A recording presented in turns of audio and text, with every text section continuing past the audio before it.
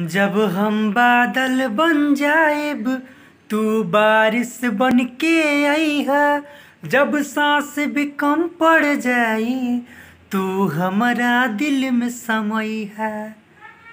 जब हम बादल बन जाएब तू बारिश बन के आईहा।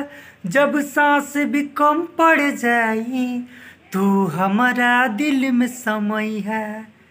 जब हम बादल बन जाएब तू बारिश बन के आईहा। जब सांस भी कम पड़ जाई तू हमारा दिल में समईहा।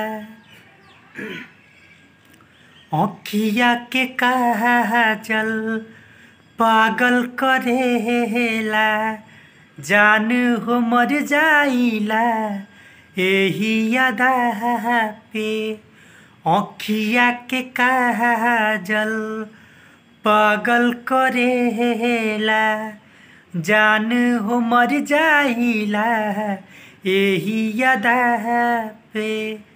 रिमझिम सावन की बूंदे तू हर मौसम बरसैहा।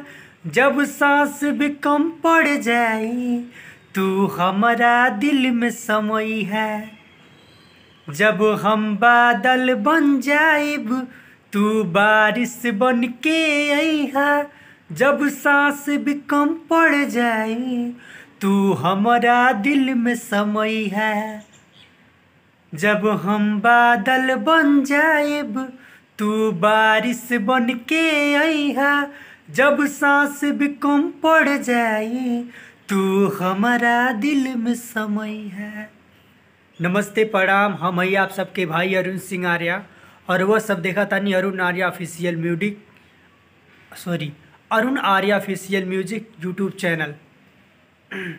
कैसा लागल है गीत? आजकल ट्रेंडिंग में चला था पवन सिंह के और पायल देव के सॉन्ग हा। और आप सबके कैसा लागल है लाइव गईली हैं एक बार ज़रूर कमेंट करके बताएब जा। अगर चैनल पे नया बनी तो प्लीज़ चैनल के ज़रूर सब्सक्राइब करी और सपोर्ट ज़रूर करी। धन्यवाद, थैंक यू।